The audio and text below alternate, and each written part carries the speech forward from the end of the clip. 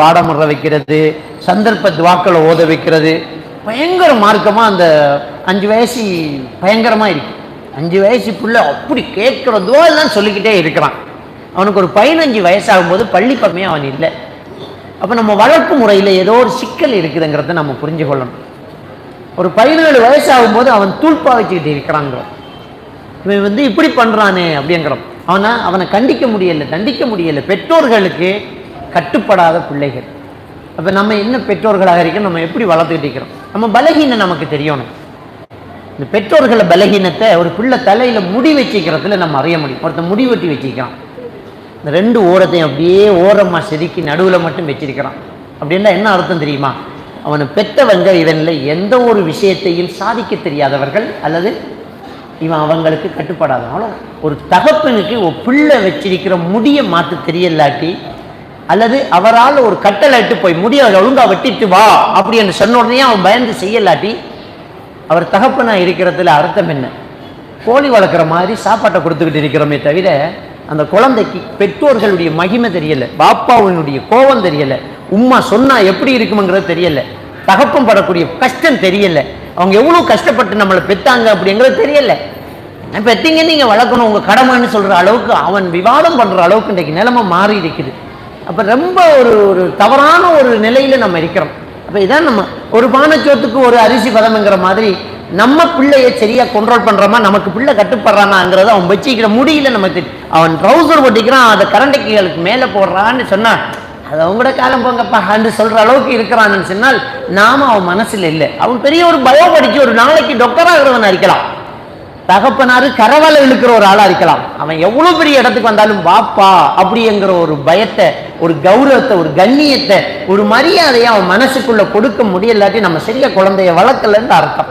அப்போ குழந்தை பிள்ளை வளர்ப்புல ரொம்ப முக்கியத்துவம் கொடுக்க வேண்டிய ஒரு முக்கியமான ஒரு விஷயம் அக்கீதா, இறையச்சம், அல்லாஹ்வை சரியா பயப்பட வேண்டியது. அதான் நம்ம கொடுக்கணும். லுக்மான் அலைஹிஸ்ஸலாத்து வஸலாம் அவர்களுக்கு அல்லாஹ் தஆலா ஞானத்தை கொடுத்திருக்கிறேன் என்று சொல்லி அவரை நமக்கு எடுத்து காட்டுறான். பேரே சூரத்துல் லுக்மான், அந்த அத்தியாயத்துக்கு பேரே லுக்மான் அத்தியாயம். அவர் நபி இல்லை, அல்லாஹ் தஆலா அவருக்கு ஞானம் கொடுத்திருக்கிறேன் என்று அவரை சிறப்பித்து அவரை பற்றி ஒரு முன்னறிக்கை சொல்லிட்டு, எப்படிப்பட்டவர் தெரியுமா, இவருக்கு நான் ஞானம் கொடுத்திருக்கிறேன், இவருக்கு ஹிக்மத்தை கற்றுக் கொடுத்திருக்கிறேன் அப்படின்னு சொல்லிட்டு அவரு பிள்ளை வளர்க்கத்தை நமக்கு உதாரணமா சொல்றாங்களா. பிள்ளைய வளர்க்கறத எப்படி சொல்லுவோம்? நம்ம ஒரு தாயத்தான் சொல்லுவோம். எப்படி அவள் பிள்ளை வளர்க்கால் தெரியுமா அப்படிமா. அல்லாஹ் தஆலா ஆம்பளையத்தான் சொல்றான், பொம்பளைய சொல்லலை. ஏன் தெரியுமா?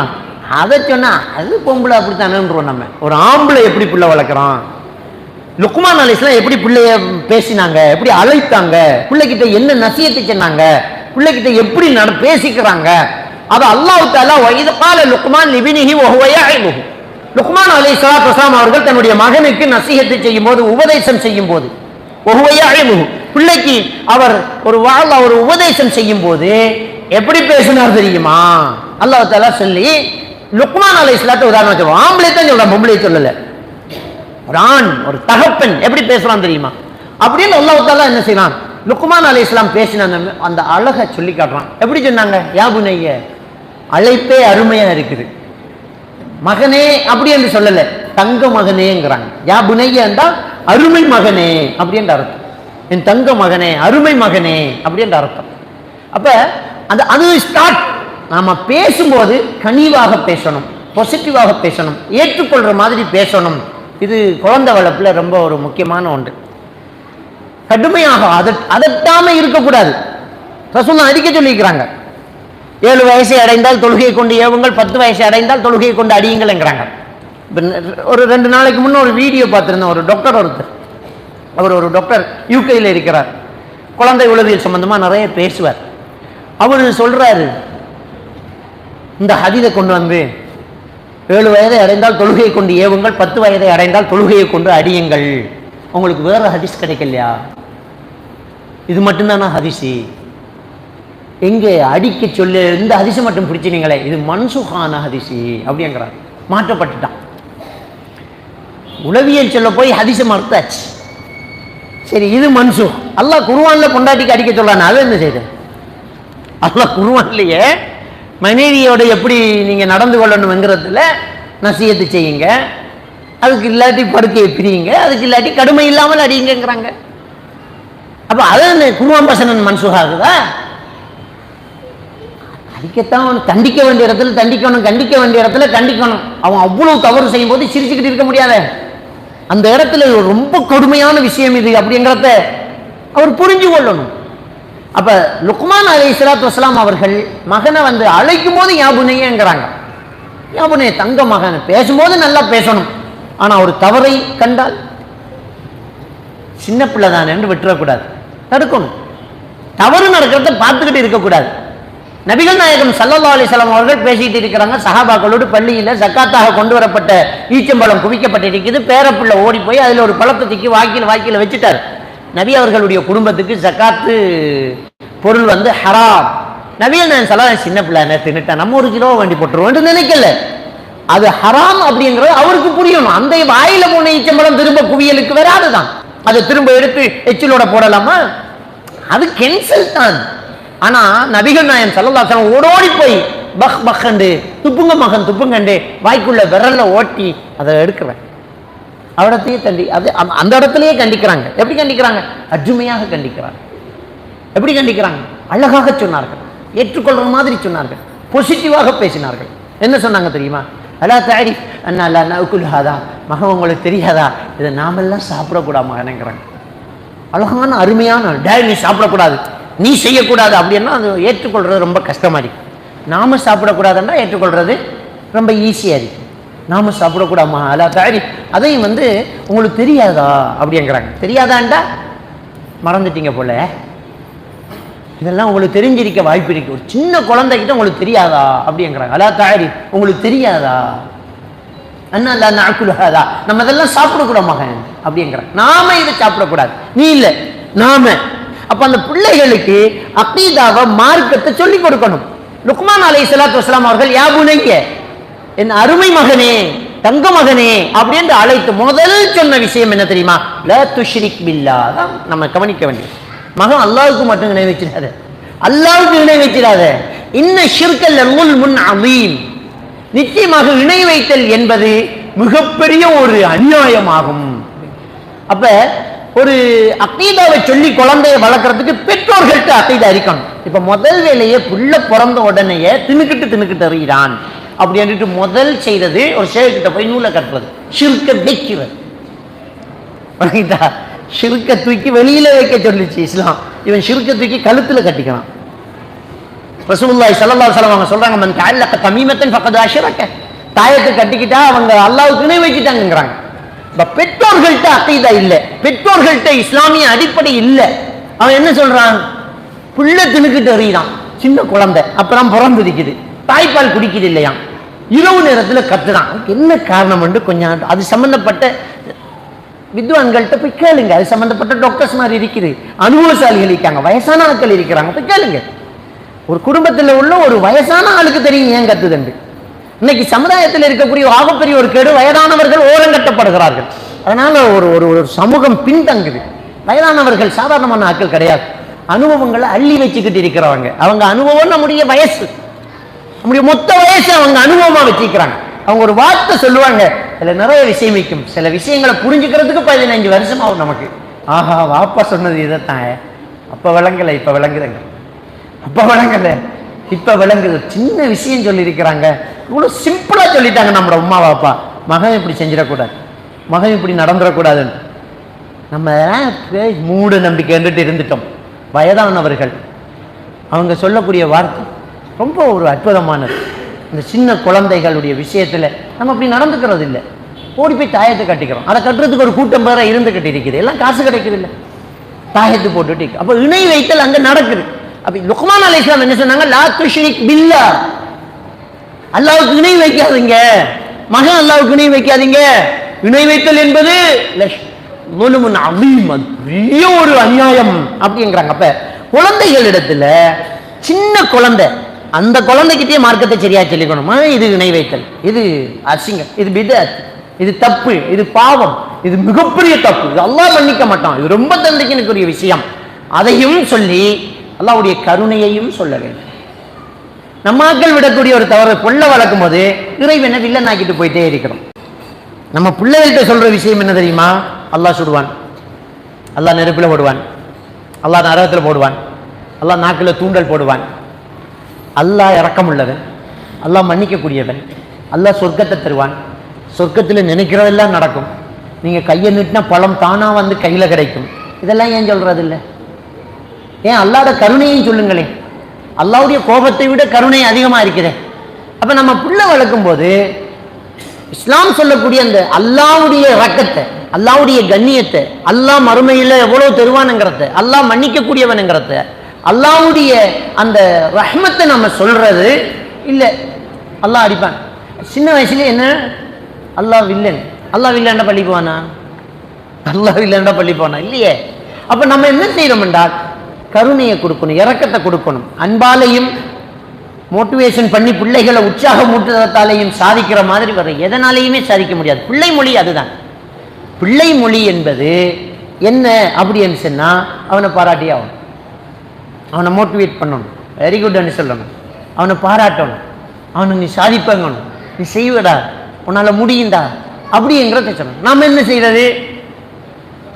நெகட்டிவாகவே பேசி பேசி பழகிட்டு, வலிக்கிடுவா வலிக்கிடுவேன், விழுந்துருவேன் போகாது, நடக்காத விழுந்துருவேன், ஏறாத கை வலிக்கிடுவேன், வாழக்கோது கிடக்கு நடக்காத, மழை பெஞ்சிருக்குது நிற்காத, தண்ணி நீக்கி பெய்த்துடாத, அந்த பக்கம் பெய்த்துடாத, சோறு திங்கலாட்டி பேய் வரும், முடி வரும், நையாண்டி வரும், மாயாண்டி வரும், பிடிச்சிக்கு போகும், சாப்பிடாத பிள்ளைகளை பிடிக்கிற பேய் ஒன்று இருக்கிறேன். இப்போ பிள்ளைகளுக்கு என்ன நம்ம கொடுத்துட்டு மூட நம்பிக்கையை சேர்த்து சொத்தோட சேர்த்து ஊட்டிக்கிட்டு இருக்கணும். அப்போ எப்படி ஒரு நல்ல ஒரு ஆரோக்கியமான குடும்பத்தை உருவாக்க முடியும்? நம்ம செய்யக்கூடிய தவறுகளை நான் சொல்றேன், இப்படி நம்ம தவறுகளை சொல்றோம். அது இதுக்கெல்லாம் பெரிய சைக்காலஜி படிச்சுக்கிட்டு உளவியல் அது ஒண்ணுமே இல்லை. உண்மையாக இருந்தால் அதுதான் சரி, அதுதான் உளவியல். உண்மையாக இருந்தால் அதான் உளவியல், உண்மையாக இருந்தால் அதுதான் கரெக்ட். பிள்ளைகிட்ட எதுக்கு எவ்வளவு பயப்படணுமோ அதுக்கு அவ்வளவு பயம் காட்டினால் போதும். ஒன்றுமே செய்யாது தவளை. தவளை கடிக்குமா? தவளை விஷமா? தவளைக்கு கொம்பிரிக்கா? தவளை குத்துமா? தவளையால நமக்கு ஏதாவது நடக்குமா? இல்லை. ஆனா தவளை விழுதுன்னு சொத்தை இருக்கு. ஒன்றுமில்லாத ஒன்றை சொல்லி சொத்தை கொடுக்கும். தவளை விழுதுடா அப்படின்னா பிள்ளை ஆவன்றான். இப்ப அவனுடைய இமேஜ் என்ன? தவளைங்கிறது ஒரு பயங்கரமான ஒன்று, இல்லாததை கொடுத்துட்டீங்க. அப்ப எப்படி அவன் நல்லா வருவான்? அவனை மனசு குழப்புறமே. சின்ன வயசுலேயே இந்த ப்ரோக்ராமை பிள்ளையாக கொடுக்குறோம். எம்டி பாக்ஸ் குழந்தை குல்லு மௌலுதீன் யூலது அலல் ஃபித்ரா, ரசூலுல்லாஹி ஸல்லல்லாஹு அலைஹி வஸல்லம் சொல்றாங்க, ஒவ்வொரு குழந்தை பிறக்கும் போதும் ஃபித்ராவோடு பிறக்குது. ஃபித்ரா என்றால் எம்டி பாக்ஸ், இயற்கையை ஏற்றுக்கொள்ளக்கூடிய நல்ல மனநிலை. அதுல நீங்க சொல்றதான் மார்க்கம். ஸல்லல்லாஹு அலைஹி வஸல்லம் சொன்னார்கள், இன்னமா யுஹப்பிதானி அவ் யுனஸ்ஸிரானி அவ் யுமஜ்ஜிசானி வாலிதாஹு. அதை யூதனாக்குறது, கிறிஸ்தவனாக்குறது, நெருப்பு வணங்கி ஆக்குறது பெற்றோர்கள் தான். எம்டி பாக்ஸ், பிள்ளை எம்டி பாக்ஸ். நாம இப்ப என்ன செய்யறோம்டா, அந்த ஸ்டார்ட் டைம்லயே அந்த பிள்ளை வளரும் போதே அவன் மைண்ட்ல மூட நம்பிக்கையை கொடுக்குறோம், கார்ட்டூன் படத்தை காட்டுறோம், மனக்கசப்பை உண்டாக்குறோம், வெறுப்பை உண்டாக்குறோம், குதர்க்கத்தை உண்டாக்குறோம், பாசம் இல்லாம போகுது. இது திட்டமிடப்பட்டு பிளான் பண்ணி விதைக்கப்படுது. ஒரு குழந்தைக்கு, பிறந்த ஒரு குழந்தைக்கு கொடுக்குற கேம் என்ன? அவனுக்கு கதைக்க தெரியா, இன்னும் கதை இல்லை, 7 மாசம் பிள்ளை எழும்பி இருக்கான். அப்ப பிள்ளைகளுக்கு ஒரு ஐபோட் இருக்குல்ல, அதே போன்ல ஒரு கேம் இருக்கு, டவுன்லோட் பண்ண. சின்ன சைல்டு, சின்ன பிள்ளைகளுக்குரிய கேம்ண்டா, பழங்கள் அப்படியே கொட்டிக்கிட்டு இருக்கும், கையால் இப்படி கீறினா அந்த பழம் வெட்டுப்படும். அழகான ப்ரோக்ராம் நாம நினைச்சிட்டு இருக்கோம். அப்ப முதல்ல என்ன நடக்குது? அந்த அநியாயம் நாசமாக்குங்கிறது நடந்துக்கிட்டு, அழகா வார பழத்தை வெட்டி சதறவை வீண்வெறிய மாக்கு, அழி. விவசாயத்தை அழிப்பது மோசடிக்காரர்களினுடைய, குளப்படிக்காரர்களுடைய வேலைங்கிறத அல்லாஹ் குர்ஆன்ல சொல்றது. விவசாயம் என்றே குறிப்பிட்டு சொல்றான், அவர்கள் விவசாயத்தை அழிக்கிறார்கள். தான் குழந்தைக்கு முதல் கொடுக்கிறது, வார பழத்தை எல்லாம் வெட்டு, நாசமா, அள்ளி. அதுக்கு பிறகு என்ன? காருண்யத்தை அப்படியே கையை கழுவுற, காருண்யம் கையை கழுவப்படுது. ஜீவராசிகளிடம் காருண்யமாக நடக்கணும் இல்லையா? அது இல்லாம எப்படி? போன்ல ஒரு டவுன்லோட் பண்ணிட்டோம், எறும்புகள் அப்படியே இறங்கிட்டு வரும், தேனிகள் எல்லாம் அப்படியே இறங்கிட்டு வரும், பூச்சிகள் எல்லாம் வரும். கையால் நைட்டுன்னா அப்படியே பீ வந்து அப்படியே சாகும், அப்படியே சேல் வந்து அப்படியே சதறும், அப்படியே மகுரு வெடிச்சு கையால் அந்த புள்ள குத்தி குத்தி சாவாடி ஒன்று மிஸ் ஆனா ஃபெயில், தோத்துட்டேன், நீ ஒரு உசுரை விட்டுட்டேன், எல்லாத்தையும் ஏன் நீ சாவடிக்கலை? இதை குழந்தைக்கு நம்ம சொல்லி கொடுக்குறோம். அப்போ மனசு கரடு முரடா இருக்குமா, இறக்கமா இருக்குமா? ஸ்டார்ட் இந்த பிள்ளைகள் பேசாம கையால விளையாடுற விளையாட்டு அது. அப்படியே வளர்ந்துக்கிட்டு வந்தா car race. Car race car மட்டும்தான் ஓட்டுறேன்னு நினைக்கிறீங்களா? கார் ஓடிக்க போகுது, ரோட்டில் வரவனு இடிச்சுக்கிட்டு போகிறோம். இடிச்சு ஒருத்தன் செத்தோன்னா ஜாதி. அப்போ ஒருத்தனை கொலை செஞ்சால் நல்லா பிள்ளைகளை மனநல். நாம சின்ன வயசுல இருக்கும்போது இப்போ உள்ள வயசான நாட்கள் இல்லாமல் நாம எப்படி வளர்ந்தோம், நம்முடைய அம்மாமார் எப்படி வளர்த்தேன். காரூண்யத்தை சொல்லி கொடுத்தாங்க. நம்முடைய கையில் குறுநலை தந்து கோழிக்கு போட சொன்னாங்க, நெல்லை தந்து காகத்துக்கு புறாக்கு போட சொன்னாங்க, அணிலுக்கு சாப்பாடு வைக்கிற, தண்ணி வைக்கிற, மாட்டுக்கு தவிடு குழச்சி வைக்கிற, இறக்கம் காட்டு, உயிரினங்களில் இறக்கம் காட்டு. பாவம் ஆகாது, சும்மா கொல்லக்கூடாது, அதுவும் பாவம் தானே. அப்போ நம்ம மனசுக்குள்ள ஒரு பாசத்தை தந்தாங்க. வீட்டுக்கு வர பிச்சைக்கார ஆளுக்கு காசு கொடுக்கறதுக்கு பிள்ளைட கையில் கொடுத்து தூக்கி பிடிச்சி போடுங்கம்மா, கொடுங்க, இறக்கம் காட்டுங்க, உணவு கொடுங்க, சாப்பாடு கொடுங்க, மாமா சொல்லுங்க, பாப்பா சொல்லுங்க, அங்கிள் சொல்லுங்க, கையை காட்டுங்க, சலாம் சொல்லுங்க, உப்பா கொடுங்க. இப்ப இப்ப உறவுகளே பெரிய பெரிய விஷயமா இருக்குது. டேய் இதாண்டா உங்களோட சின்ன படம் தம்பிடா, சொல்லவே இல்லை எங்கிறான். அப்பாவுக்கு ஒரு தம்பி இருக்கிறதே அவனுக்கு 10 வயசுலாம் தெரிய வருது. இப்படி ஒரு தம்பி அவங்களுக்கு எங்க இருந்தாரு? யூகையில் இருந்தாரா? இதான் நம்ம வாழ்க்கை முறையா போச்சு. காருண்யம் இல்லை, கருணை இல்லை, இரக்கம் இல்லை, பாசம் இல்லை. இப்படித்தான் நம்ம பிள்ளை வளர்த்துட்டு இருக்கிறோம். அப்போ பள்ளிக்கு போகும்போது நம்ம கூட்டிகிட்டு போனோமா? பள்ளிக்கு போகும்போது கூட்டிகிட்டு போனோமா? இல்லை. பள்ளியிலேயே ஒரு சில ஆக்களிக்காங்க, அந்த பிள்ளைகளை விரட்டுவாங்க. அவங்களுக்கு தொழிலே தான். பள்ளியில் பிள்ளைகள் வந்தால் அப்படியே கொண்டு முதல்ல அவரை விரட்டணும், பிள்ளைகள் விரட்டணும் பள்ளிக்கு. அப்போ எப்போ வாரான் அவன் போலக்கட்டல். பிள்ளைகள் தேய்க்கிறது என்ன போலக்கட்டல். ரசூலுல்லாஹி ஸல்லல்லாஹு அலைஹி வஸல்லம் அவர்களுடைய வீட்டுக்கு மகள் வராங்க, ஜைனப் ரலியல்லாஹு அன்ஹா. மகளும் பேர பிள்ளையும் வந்து பிள்ளையை எடுத்து வச்சு கொஞ்சம் விளையாடிட்டு இருக்கிறாங்க. இக்காமத்து நேரம் வந்து யார் ரசூலுல்லாஹ் ஸலா ஸலான்னாங்க, இக்காம சொல்லுங்கன்னாங்க. எப்படி வராங்க? பிள்ளைய தோலை வச்சுக்கிட்டே வராங்க. மகளுக்கிட்ட கொடுக்கணாதா, பொட்டாட்டிக்கிட்ட மனைவி கிட்ட கொடுக்கணாதா, பிள்ளைய தோலை வச்சுட்டு வராங்க. அந்த பக்கம் அவங்க வந்து பின்னால் நிற்கிறாங்க. அவங்களும் தொலை வருவாங்க, பெண்களும் தொலை வருவாங்க. ரசூலுல்லாஹ் தோலை பிள்ளைய வச்சுட்டு வந்து சஃப்புகளை சீராக்கிட்டு இமாமத்து செய்றாங்க. தோலை பிள்ளை சஹாபாக்கள் சொல்றாங்க, தோலை வேற பிள்ளைய வச்சுட்டு தான் தொழுவிச்சாங்க. சுஜூதுக்கு போகும்போது பிள்ளைய தூக்கி கீழே வச்சுட்டு சுஜூது செஞ்சாங்க. மறுபடி நிலைக்கு வரும்போது அந்த பிள்ளையை சும்மா இருந்த பிள்ளைய தூக்கி தோலை வச்சுக்கிட்டு எழும்புறாங்க. இதுக்கு இது ஸல்லல்லாஹு அலைஹி வஸல்லம் செஞ்சு காட்டுறாங்க. பிள்ளைகளை வச்சுக்கிட்டு தொழுங்க. எப்படி வச்சுக்கிட்டு கத்துவான். இன்னைக்கு சிலர் தொழுகைக்கு சாட்டு சொல்றது, அது பிள்ளை பெரிய கண்ணாட்டு. யார் சொன்ன கண்ணாட்டு? பிள்ளைய தூக்கி வச்சு தொழு, கத்தணும், கத்த தொழு. ஸல்லல்லாஹு அலைஹி வஸல்லம் அவர்கள் தொழு வச்சிருந்தவருக்கு அவசரமா சின்ன சின்ன சூறாக்களை ஓதி மல்லாண்டு தொழு சலாம் கொடுத்துட்டு சொன்னாங்க. பெண்கள் பகுதியில் குழந்தை அழும் சத்தம் கட்டுச்சு, அந்த தாயோடு சேர்த்து வைக்கிறது தான் தொழுகையை சுருக்கினா வேகமாக தொழுதேன் அப்படிங்கிறாங்க. அப்போ அது ஒன்றுமே இல்லை. பிள்ளையை தூக்கி வச்சு தொழுங்க. நெளியும் குனியும் இறங்கும். சில நேரம் சுஜூதில் இருக்கக்குள்ள அது வந்து தோளில் ஏறி இருக்கும். இருங்க. நபிகள் நான் ஸல்லல்லாஹு அலைஹி வஸல்லம் அவர்கள் சுஜூதில் இருக்கும்போது பேர பிள்ளை தோளில் ஏறி இருந்துச்சு. அது இறங்கும் வரைக்கும் அப்படியே இருந்தாங்க. சின்ன பிள்ளை தானே. அப்போ பிள்ளைகளை வச்சுக்கிட்டு தொழணும், பிள்ளைகளை கூட்டிக்கிட்டு வரணும். இப்னு அப்பாஸ் ரலியல்லாஹு தஆலா அவங்க சொல்றாங்க, அல்லது அனஸ் ரலியல்லாஹு தஆலா நினைக்கிறேன், சஹாபாக்கள் சஃப்புகளில் நின்று தொழுதுட்டு இருக்கிறாங்க. திறந்த வெளி தொழுகை, பெருநாள் தொழுகை அல்லது மழை வேண்டி தொழுகை, ஒரு தொழுகை. அவர் சொல்றாரு, நான் கழுதையை எடுத்துக்கொண்டு சஃப்புகளுக்கு இடையிலே மேய்த்து கொண்டு போனேன். அவர் சின்ன ஆளு. சஃப்புகளுக்கு இடையில கழுதையை மேய்ச்சிக்கிட்டு போறேன். பெரிய பெரிய சஹாபாக்கள் எல்லாம் இருந்தார்கள்.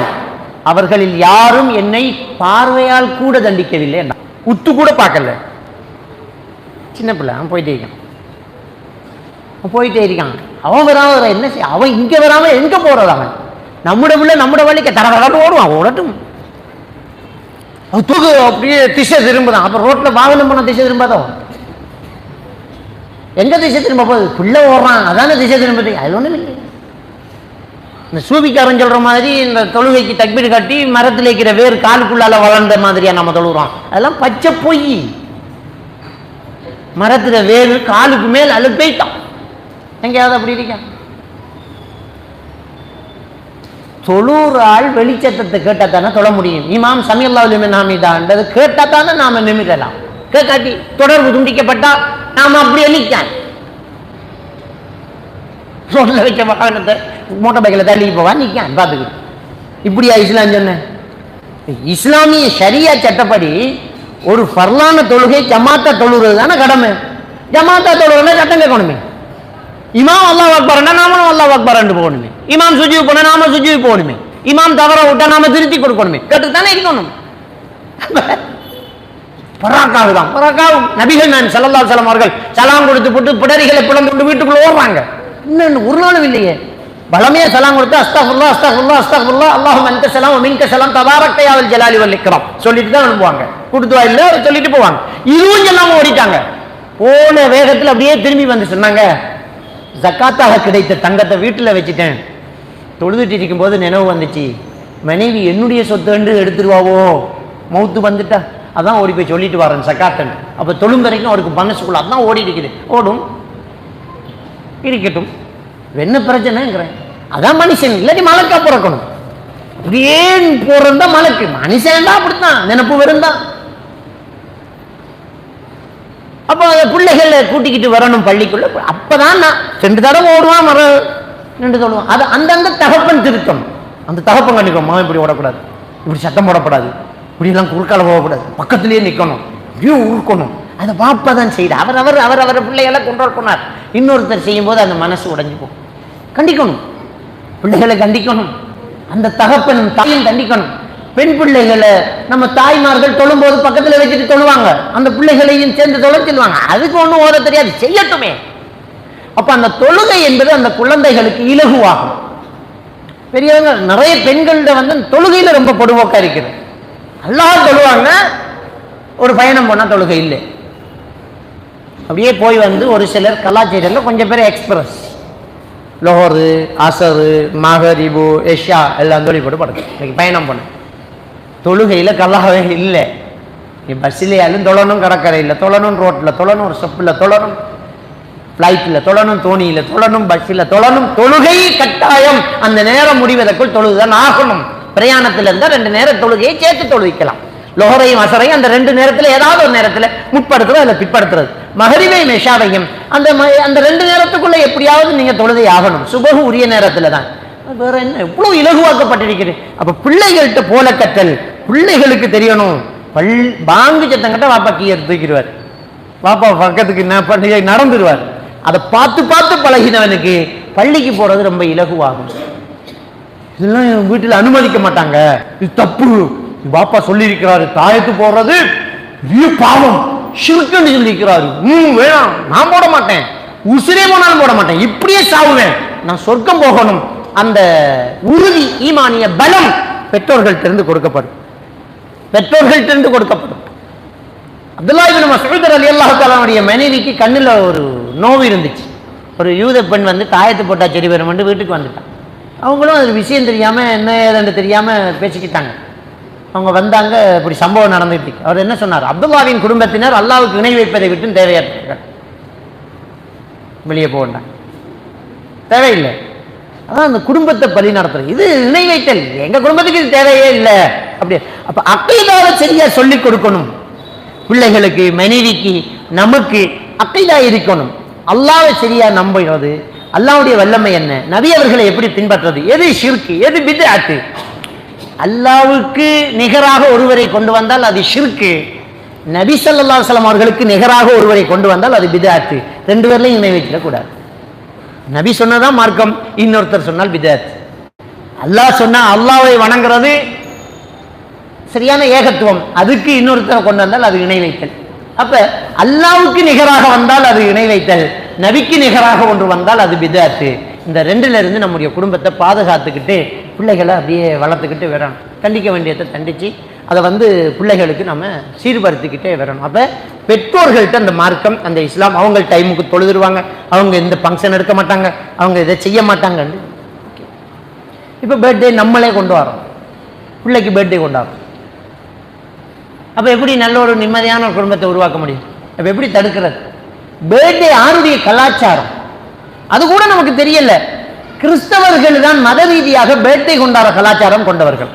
அவங்க மத சட்டப்படி, அவங்க மத நம்பிக்கைப்படி ஒரு குழந்தை பிறந்து 1 வயசை அடையும் போது ஒரு ஷைத்தான் சாட்டப்படும், ஒரு ஷாத்தான் அதுக்கு சாட்டப்படுது. 2 வயசுண்டா 2 ஷாத்தான், 18 வயசுண்டா 18 ஷாத்தான் சாட்டப்படுது. அப்ப அந்த பிறந்த தினத்தில் அந்த மெழுகுவர்த்தியை ஊதினால் 1 வயசுக்கு 1 மெழுகுவர்த்தி, 3 வயசுண்டா 3 மெழுகுவர்த்தி, 18 வயசுண்டா 18 மெழுகுவர்த்தி ஒரே தடவையில் அப்படியே ஊதி அணைச்சா ஷைத்தான் பாதுகாப்பு. இது கிறிஸ்தவ நம்பிக்கை. நம்முடைய ஆட்களுக்கு மெழுகுவர்த்தி ஏன் ஏத்தின ஏன் ஊதினன்றதே தெரியா. ஒரு வயசு பிள்ளைக்கு 5 மெழுகுவர்த்தி வச்சிருக்காங்க. அவன் பார்த்துட்டு சிரிப்பான். ஒரு வயசு பிள்ளைக்கு 5 மெழுகுவர்த்தி. 50 வயசு யாருக்கு 2 மெழுகுவர்த்தி. 2 வயசு என்ன இருக்கு? அது அவன் மத நம்பிக்கை. அவன் மெழுகுவர்த்தி எடுத்து ஊதி அணைக்கிறான்.